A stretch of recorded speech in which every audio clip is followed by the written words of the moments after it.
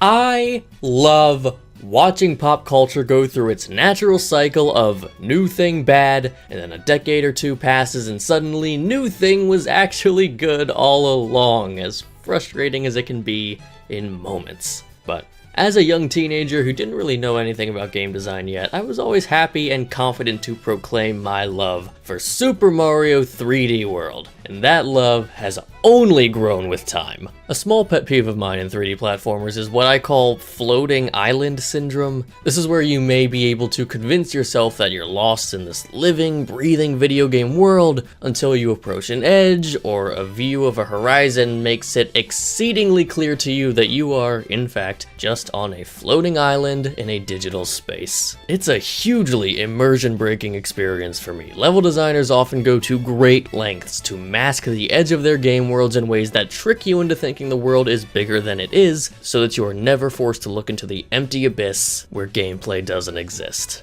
But for little old Mario, he often doesn't care about such aesthetic luxuries. Heck, his games are so fun that he clearly doesn't need to, right? You might be thinking I'm bringing this up because more than any other console 3D Mario game, 3D World has the biggest case of floating island syndrome, right?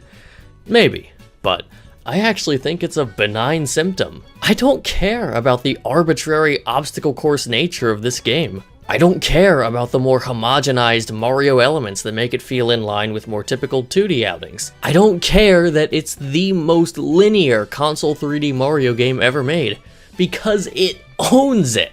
It is fully confident in itself. It is designed with these elements in mind and plays to their strengths. Strengths that other 3D Mario games don't get to access because they're so busy focusing on their unique strengths. Aspects like 4-player co-op, a feature that on its own will give me reason to play this game for as long as I'm alive. Levels being allowed to focus on more poignant themes and gimmicks since we don't have to design one open area to support 6 different missions. A precision in controls that the other Mario games have to forego for a more natural weightiness. If you like your 3D Mario games to feel like a grand, explorative adventure, then yeah, you might struggle with 3D World. The game simply isn't made with that in mind. But if you like the idea of precise platforming challenge thanks to incredibly deliberately designed level sequences, perfectly responsive controls, and consistent whimsy due to the developer's ability to more firmly define the game's pace, then dare I argue that there may not be a 3D Mario game superior to Super Mario 3D World.